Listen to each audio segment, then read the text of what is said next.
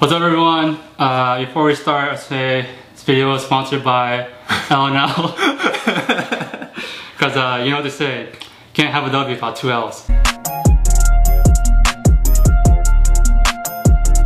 Today, I have a very special guest. I have my friend Jonathan. Earlier I started this video series of other people telling their stories, but no one wanted to do it. But I'm thankful that Jonathan decided to come and join me today. We're trying to think of kind of creative ways to, I guess, tell stories and just have a good time. And so Jonathan decided to stick to his Korean roots and do a mukbang. So here we are with L&L. Yeah, without further ado, you can eat, but introduce yourself. My name's Jonathan.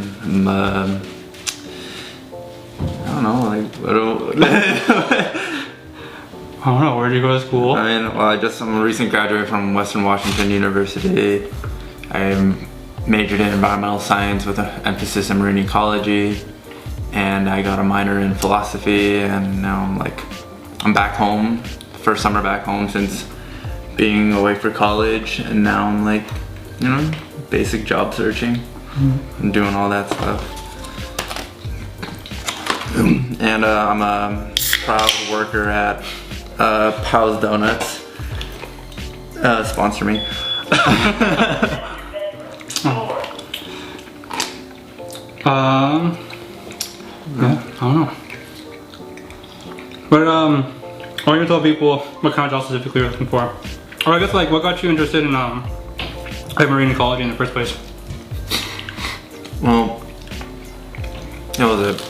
when I first got into college, one of the first things I wanted to do was I kind of wanted to go into the biology route, because I don't know, back in high school, I took a biology class and a marine biology class, and I just really liked the idea of going out and kind of like the whole curiosity of exploring the unknown almost, just because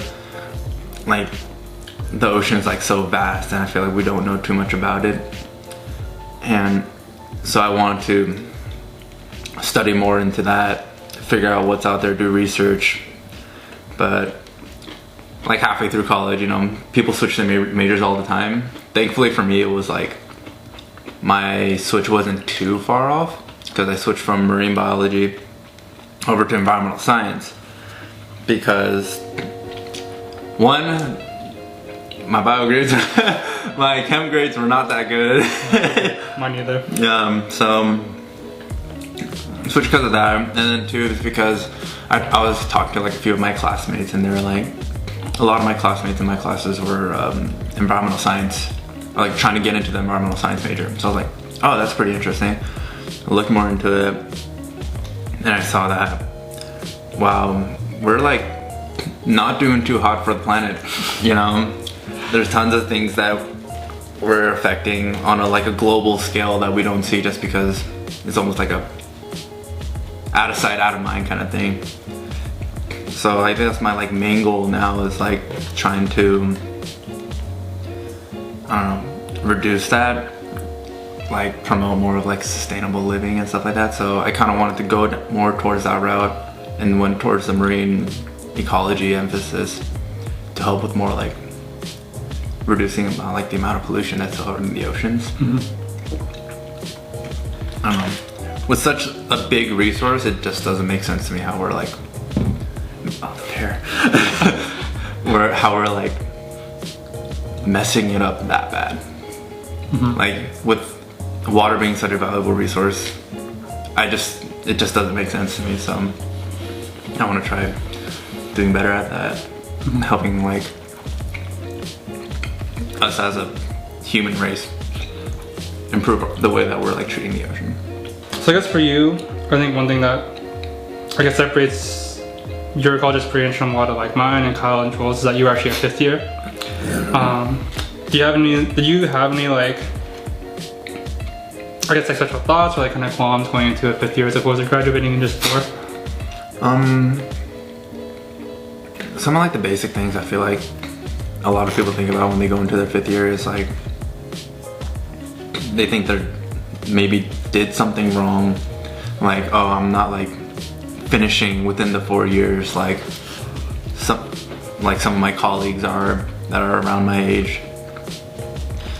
And so I don't know, for me it felt like maybe I was like wasting money because I would have a whole another year of loans to pay for, you know. But after going into my 5th year, like at the end of my 4th year, I was kind of like thinking, you know what, everyone goes at their own pace, and it's not really that much of a problem if you go into a 5th year. Honestly, I was kind of glad I had a 5th year, just because I was able to experience more of experience college more, because after this, like, I'm done. Like, I'm going off into the more adult life where I'm like trying to look for jobs, and my life is gonna change. So having that extra year to be able to just like enjoy just the college life more, be around like my friends, honestly it was like kind of nice. And honestly, for like others who are worried about being a 5th year, I had tons of people talk to me who were 5th years and up say that they really don't mind it, and it's like it's almost a norm now to be a 5th year. So I don't know, it's not, you don't really have to think that it's like you're doing something wrong or you're not on track, which is something that I kind of figured out. Yeah. Yeah, I think I guess not a similar experience, but I almost took a 5th year too, just because I was so behind. I guess for those of you who don't know, I majored in American Ethnic Studies, but I'm also pre-med, and so like there's like no overlap at all. So I almost had to take, plus I failed a couple of classes, so I almost had to take a 5th year just to like finish all my credits. Luckily I didn't have to, but I basically did because I took 2 summer quarters. But it's actually really, I'm afraid to do it, just because like the med school process is so long already. I felt like I was wasting a lot of money, and I was so behind already. I felt like I was going to be even more behind. But looking back on it, I really wish I did take that 5th year, just because I'm not really doing much right now anyway. And so it's been really nice to just kind of not rush myself, for one, to finish those classes, and 2, just like kind of see what's out there, right? Because I didn't take like any electives. So just like seeing what I would like, maybe taking a little more fun. I feel like I would have enjoyed, not to say I didn't enjoy my last year at college, but I think I would have enjoyed it a lot more if I did take that 5th year. Yeah, because like, you know, when you're in college, you're like surrounded by so many people. Like, there's always like something happening. You don't, I don't know, for me, like, it didn't really feel like I was like stagnant. Like, I was still growing in some way, and just being able to like go around, make those connections with so many people, make like new friendships and stuff like that. It was kind of nice, just because I know I won't be able to, as soon as I move back home, I'm not around as much people anymore, you know? And like doing stuff like clubs or doing sports and stuff like that, it's like, it's different from doing it in college compared to doing it outside, I feel like. Because everyone's like, they're similar age, everyone's like going through similar situations, so it's a lot of people you could relate to. So, I don't know. I thought that was pretty nice about being a 5th year.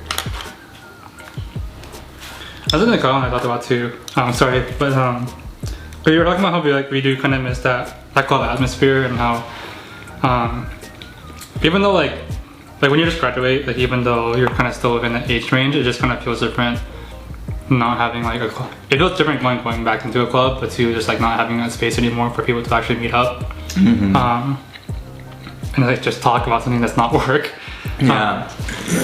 So we're kind of hoping to getting started to like kind of have that opportunity, but then Kyle died, and so rest in peace, Kyle. Rest in peace, Kyle. So just really not got the opportunity to kind of uphold it, but I am really glad that I guess you're here now, and even though we don't get to see each other too much, as we're still kind of busy, but I think it's nice to like actually just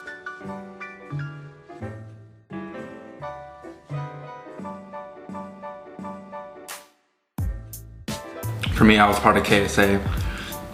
So like, the thing that I had related to everyone else over there was an interest in like the Korean culture. So it was like nice to be able to go into it. It took me a while to get into it, but once I was in, I was kind of like in. And I was like pretty invested into it, and it was like a nice break from your normal schoolwork and everything. Like, and that's how I feel like what coming down here is, coming back down. It's like when I hang out with you guys, it's like just a nice break from work. I don't know. It's like having that community, like wherever you go, is always really nice. I think college just made it easier for you to be able to be a part of like a growing community, which is the one thing I feel like it's just really hard down here. Like we have our set friend groups and stuff like that, so like we hang out with these same friends, but it's not as easy to make new connections once you're out of college, which is the one thing I'm kind of bummed about. But at the same time, I don't know, I'm getting old, I really don't care. I feel like I shouldn't, but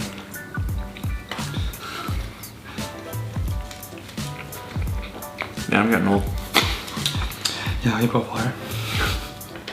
So what's your opinion on the what's your opinion on the recent fetishization of Korean culture? Okay. It's super interesting, I think. Because I know like back in like earlier, I think not even too far back, like just earlier, like maybe 10 years ago, like it was mainly Japan. Japan was like the really fetishized like race, or the ethnicity, I guess. And now it's like with the rise of like K-pop, everyone is becoming like super into K-pop, super like fetishizing like what Korea is. But that's not it. Like, I'm gonna tell you right now, Korea is not full of like that many pretty boys. It's not full of that many pretty boys, not full of that many pretty girls. It's like everywhere else.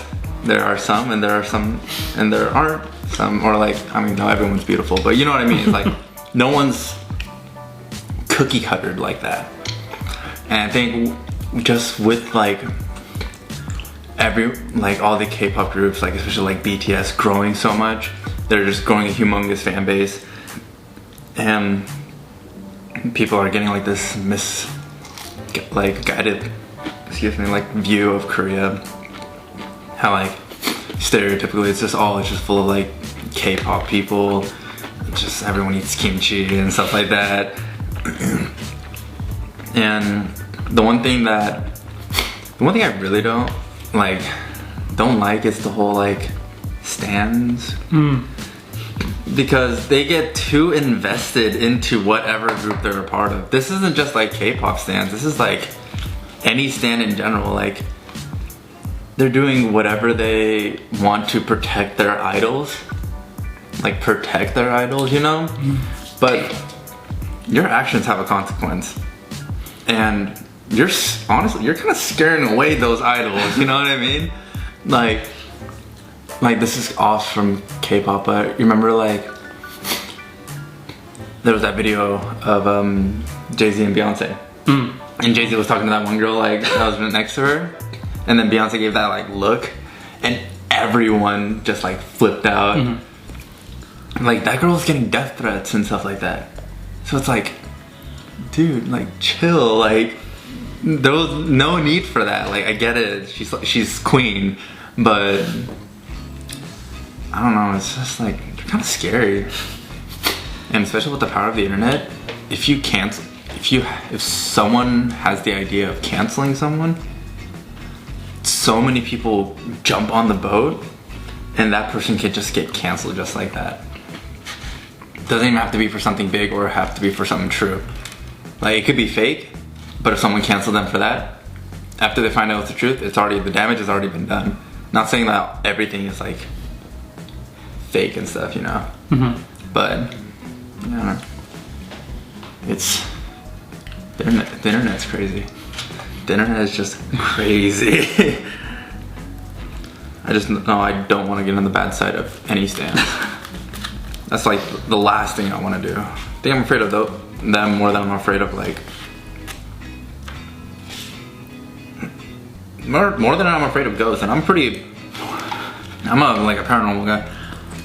Do you think that you prefer that back when people didn't really know much about Korean culture and they were kind of prioritizing other people? I mean, the one good thing about K-pop getting more exposure and stuff like that is that it gives the country more exposure. And I'm just like, people still, there are some people who like really do want to learn more about like the Korean culture, which I feel like, oh then yeah, more power to you, like go ahead. Like I feel like with any culture, like if any bit of exposure, there's gonna be there's gonna be some people that want to learn more about that culture. And I feel like would be like, and that'd be great. So, I don't know, there's like pros and cons to it, but I feel like it could definitely like go, I feel like I would kind of prefer the exposure, right? I would prefer the attention that Korea's getting right now, kind of, just because it's like making Korea pretty big.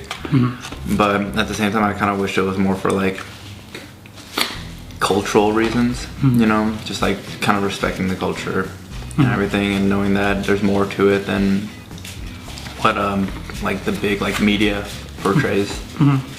Which is why like people who do like K-pop artists, I feel like it's not bad, because I enjoy some K-pop.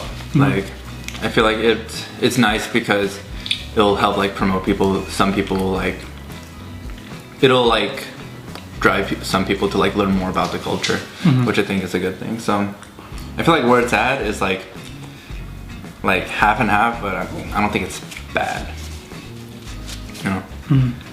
I think it's just that people have to be a fan of like, tone down how much of a fan they are.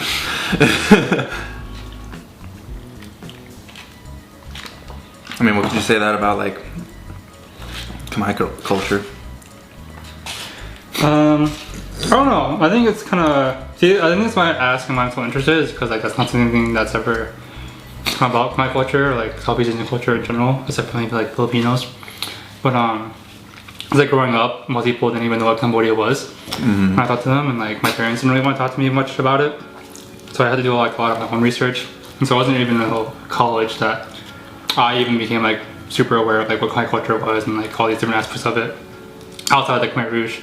I think for me, there is a little bit of similarity, because when you hear about Cambodians or Khmer, you automatically relate to the Khmer Rouge, which is like a super influential, like really horrible thing that we always need to remember about Khmer culture, but also like American history in general. And sometimes I kind of wish like the culture is so rich, right? I think especially because it got destroyed, you know, 60, 70 years ago, 50, 60, 70 years ago. Like it's being rebuilt from the ground up, and I think there's a lot of beauty in that too. I think it's just a lot about the Khmer people and their resilience and the resourcefulness. That's something that we just don't really talk about, right? We don't really hear about the dances, we don't hear about the songs, about all these great, I don't know, influential people who came out of Cambodia. And so I guess in that aspect I kind of agree. But on the other hand, you know, we don't see a lot of Khmer people in media, we don't see a lot of Khmer people on YouTube, right? Shout out to Lil Craze. Shout out to Lil Craze.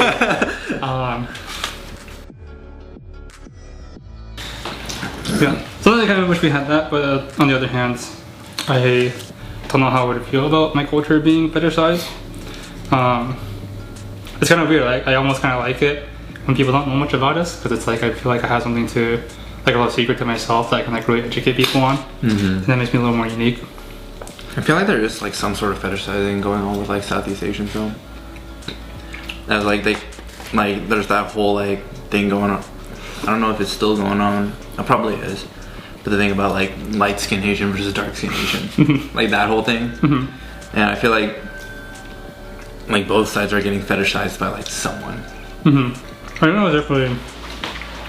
I don't think that was definitely more. I think that's a good point. I think it's kind of interesting because it has kind of switched since K-pop kind of grew. Because I feel like a lot of times it was like, oh, you know, I like the North Korean Asians, but now with like K-pop, it's like, oh, I want the really, like, really white, really like pretty boy kind of Asian people. But I guess historically it's kind of how it has been because like, you know, dark people are poor or whatever. But I don't know. I really don't understand. Kind of going back to like the topic of like kind of post-grad life. I feel like even though I like graduated college and I had like my own little college experience, I feel like there's still like tons of things like I still want to do. You know, like I still want to. Like one thing I really wanted to do was like volunteer at like a community center or something like that. Like community, like a kind of like one of those like clubs.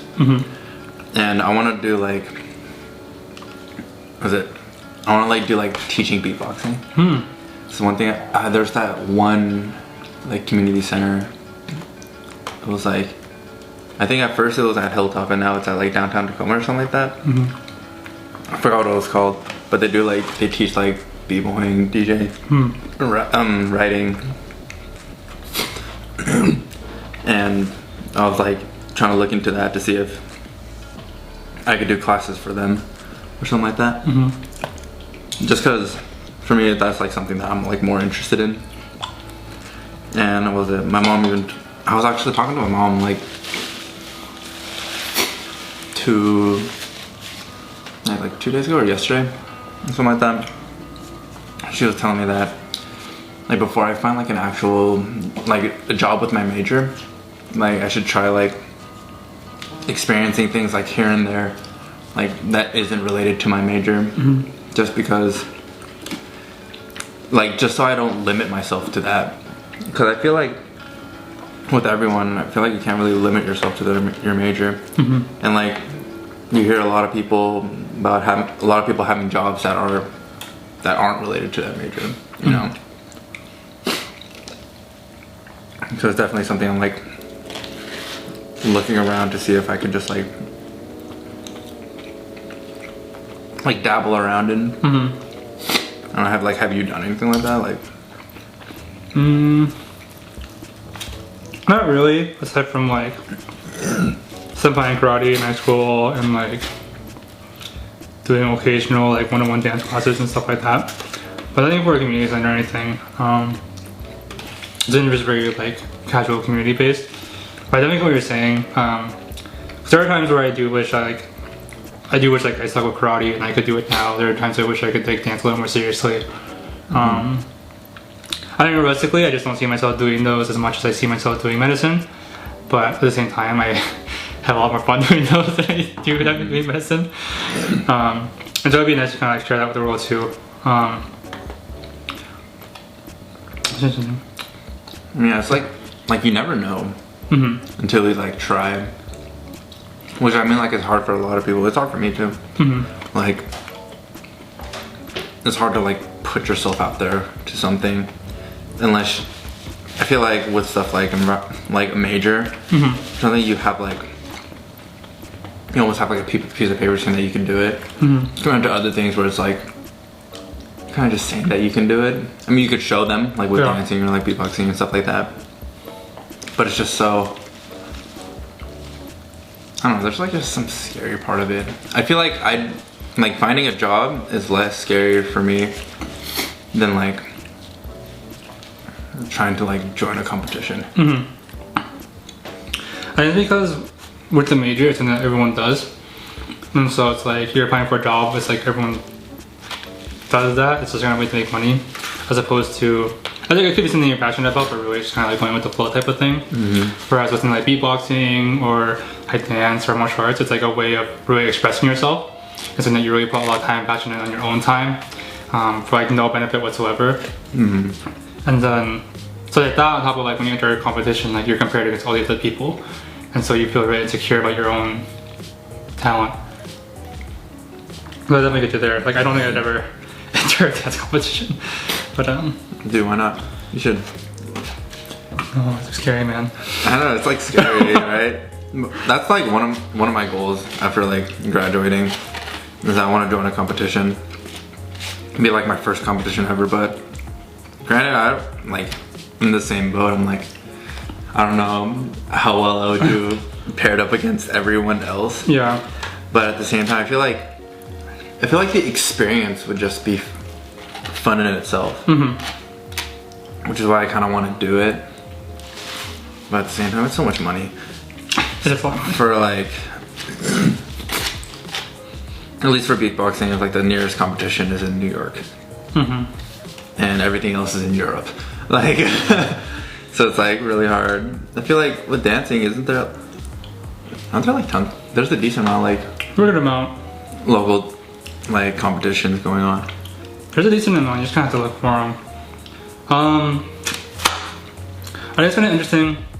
There's like this meme that I saw a while ago. It's like that Drake, you know, meme. And it's like, oh, you know, dance competitions or oh, sessions and all that stuff. And it's like Instagram. I'm like, yeah, I remember. But like people get, I think it's a lot more comfortable kind of portraying your talent on like through a video or like something like that, because you're just kind of like throwing it out there, like people watch, enjoy it, as opposed to like comparing yourself to someone else. But I think realistically, you know, those basics and those competition experience and really learning from other people is how you get better at your own craft. So it kind of sucks that we like so quick to kind of, myself included, like are so quick to kind of jump past that. Like one thing I saw, like you can get so good by just doing that too. Like you could improve like your own skills like that. But then, at least when it comes to competitions like that, when it comes to like a battle scene, I feel like it's just so much. It's different. I remember I saw this one. This is like an old video, but there was this beatboxer named Slyku, yeah. And he was originally just like a YouTube beatboxer. He just never really did too many battles. And then he joined the Grand Beatbox Battle, which is like one of the bigger. It's like one of the biggest competitions. And he won the wild card for it, so he went in. And a lot of people said that he didn't do too hot. And I think it was just like a lot of the pressure, like building up on him, because when you see his videos, he's super good. He is really good. Like, you know that he wasn't able to like perform at his top. So I feel like even when, like with dance, if you're like an Instagram dancer or something like that, and then trying to join a competition, like caving to the pressure. Yeah, for sure. I feel like that'd be killer. That's what I'm afraid of. Even though I don't really post too many videos to begin with, because I'm a wuss. I feel that too. Because like I don't post videos of myself dancing that much either. And it's like, I think it's very easy for me to like, oh, you know, have fun with friends, teach them a little choreo or something. But when I enter a dance circle, which I don't do very often, but the times I do enter a dance circle, I forget everything. All my basics, like I lose all my rhythm and it just sucks. And it's like, it's so disheartening to hear people go wild to all these other dancers and you go in there and you're super nervous already, forget everything, you like dance super badly, and then everyone just is quiet. Oh god. And you just like hide in shame as you walk back to your circle, and it's like, man, I really wish I could do that over, because I know I can do better than this.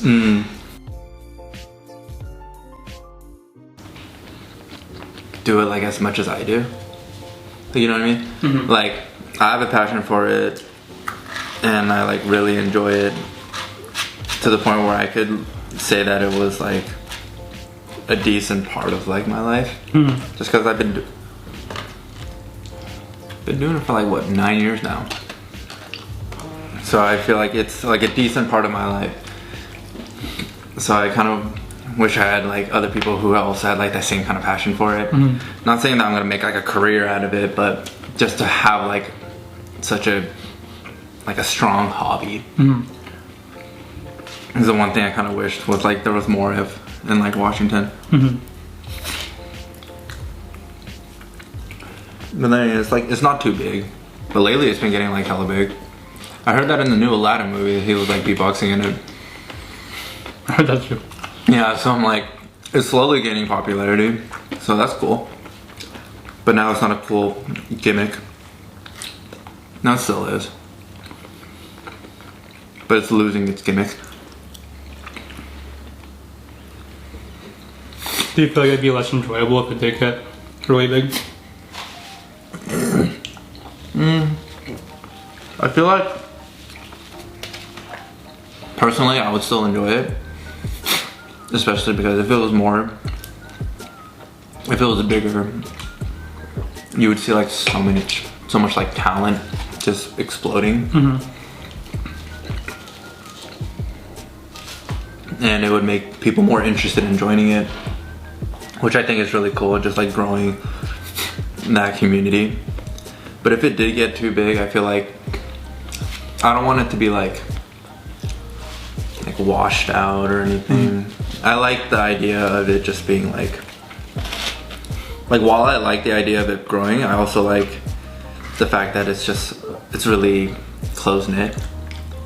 It's like, that's why I really want to go to one of these competitions or something like that, just to like meet other people and just like be part of the community more.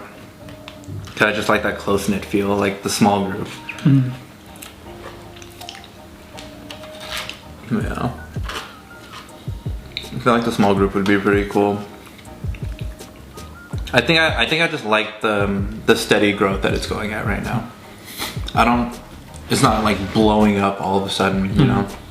If there's like a nice steady like growth, I'm fine with it. In my opinion. That's kind of interesting. Like before, like you're talking about performance arts, but I think like before dance, I did martial arts, obviously. Karate pretty good, and I like really love that. And I still do. Like I'm sure I love martial arts more than I love dancing. It's just that when I entered college, there wasn't as much of a community for martial arts. And it's like I thought people like, oh, I do karate, and they don't really care. It's like, oh, I do dance, and it's like, since it is such a big part of media already, it's such a big community, especially recently, and especially amongst the Asian community. Yeah. Like that's the thing that gets the most attention, and so I think that's the thing that I kind of gravitated towards in college, just because I feel like it gave me the most community, and it gave me the most attention, which I don't really get with martial arts, which it kind of sucks, and I kind of wish that I stuck with martial arts a little bit more than I did dancing, instead of like kind of caving in.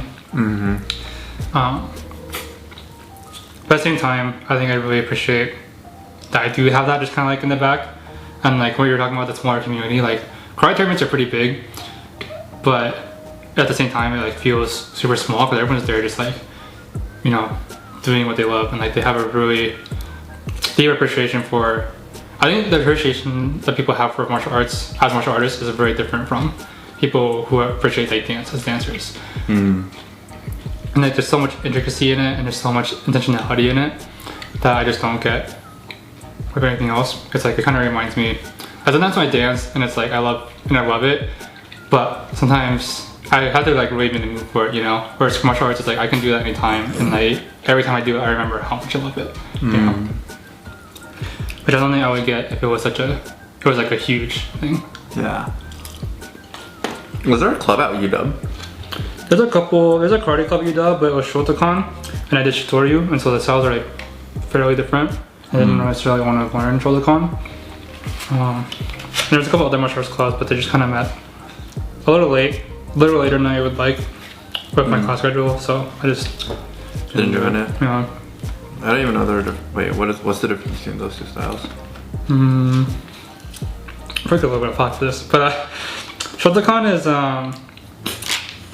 it's like mainland Japanese, which I guess doesn't really say much, but it's like very aesthetic and very competition based. Like the person who made Shotokan karate, if I'm not mistaken, actually made karate tournaments, or actually tried to start karate tournaments. And so it's like very long stances, very square, very like athletic to kind of win the judges over. Whereas Shitoryu is kind of like a mix of some other things, and so it's very practical. It's a lot of like shorter stances and a lot of shifting weight, as opposed to like very big lunges. So it's not as exciting, but in my opinion, it's a little more, not to say Shotokan's not practical, like they're all practical in their own way, but I think it's a little more, there's a lot more practicality in a sense. Yeah.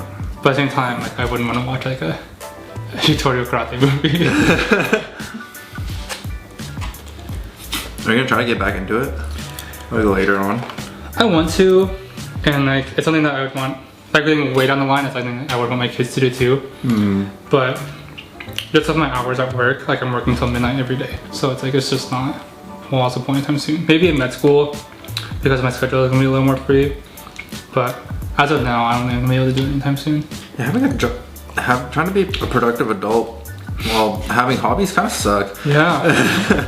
You either have time for one or have time for none. How often do you beatbox?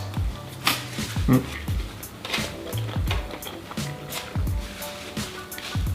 think every day. It's something that I like to do it's something I like to do as often as singers like to sing. I feel like. It's like in the car, if I'm just walking around, in the shower, like, you know, kind of like stuff like that. It's just something that I feel like is nice to like, it keeps like my mind busy. So if I do get bored, that helps with that. Or if I'm doing something else, it's just, I like hearing just even like a simple rhythm as I'm like doing some other kind of work. Just because it kind of like, I don't know, it just feels like more complete. So it's definitely something I do like pretty often. Would you say your daily beatboxing is different from like if you ever did this, like sitting down, like really intentionally trying to improve, or are you like seeing the daily beatboxing as like your way of kind of practicing it? Depends on what, like, kind of like what, depends on like what part of the day and stuff like that. Or like how I'm in the mood. Yeah, like depends on what I'm doing. So if I'm just like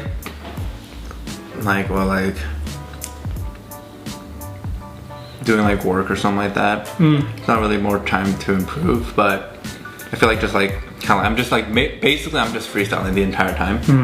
So if I find something that I want to kind of improve on, I'll kind of like stop what I'm doing if I can, and kind of like focus on that a little bit harder, just to see if I can improve on it.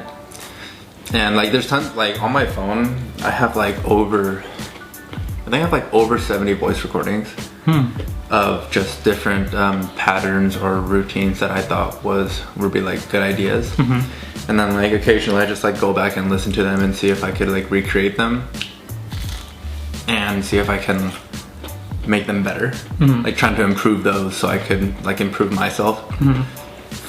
So like during those times I'm like going back onto my phone to check them out. Is I feel like when I'm actually like sitting down and like trying to improve. But I feel like just like everyday practice is all like practice makes perfect, you know what I mean? It's like you always improve just by like doing it in the first place. But if I like, let's say if I were to like try to learn a new sound, that's when I would be like sit down, because I wouldn't be able to learn a new sound while I'm trying to focus on something else. Or if I'm like trying to perfect like some kind of pattern or try to think of a routine I could do. It's like that's more like sit down.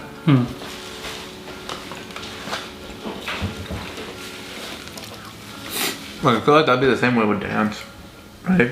Like I see you just like kind of like if you hear a song like more in like in your head, but like I see like your body shifting a little bit.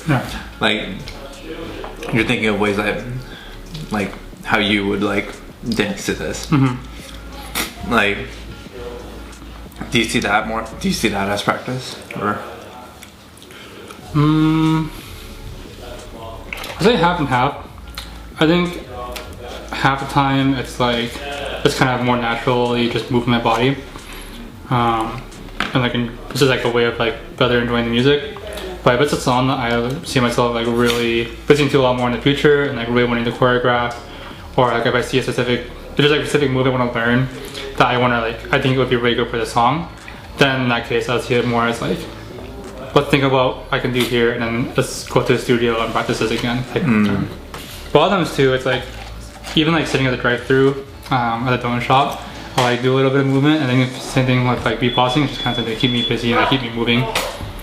Having to think about how tired I am. Yeah, honestly, I feel like maybe that's the one thing I like about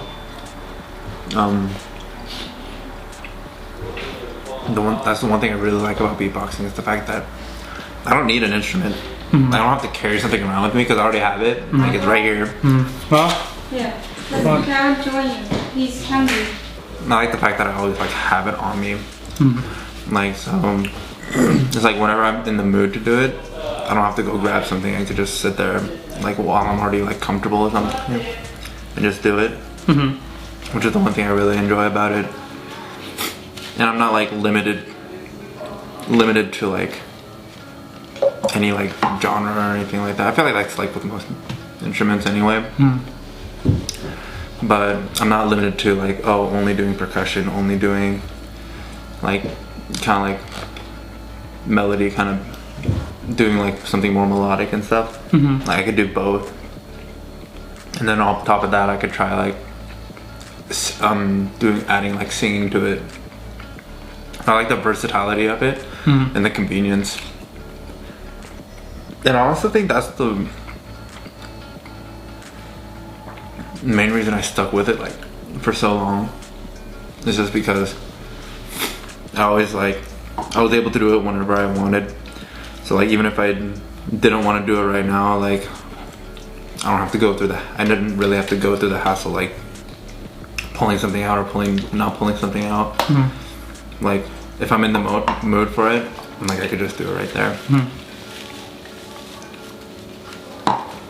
Like if I'm in the car, I could just like beatbox along to a song that I like, or like maybe even like either just following along with it or like add my own twist to it.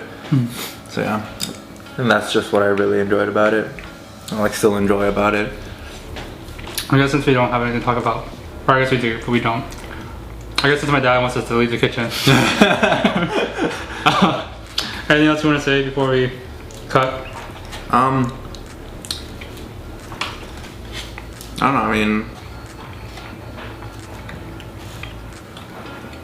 no. Okay, thanks for watching. I want to step away a little bit from for like the three of you who watch these videos, I want to step away from a little bit from like the vlogs. I'm doing more like skits and stuff, so it'll be a while. Plus I work all the time, so it's gonna be a while. But until then, thanks for watching. I'll see you in like a couple months. Deuces. Oh, thank you, Jonathan, for being in the video. Thanks for having me. Dude, mukbangs are hard. I didn't expect it to be this hard. How do y'all talk for so long? It's like, dude, I'm trying to eat, and then I try to like talk, and then listen, and then I eat again, and then I feel disrespectful because I'm eating while you're talking. I'm like, there's a science behind this. There's a straight up science.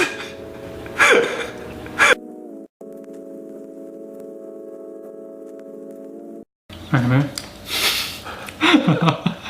I mean, I don't watch anime. I don't know what you're talking about. No, what? Weebs? Weeb? Who's a weeb? Dirty ass weeb? No. Me? No, I'm not that. I'm not a weeb. Who watches anime? Insert Halloween photos. Who watches My Hero Academia? Who watches Attack on Titan? What? Boruto? Who the hell is that? I'm not a beta.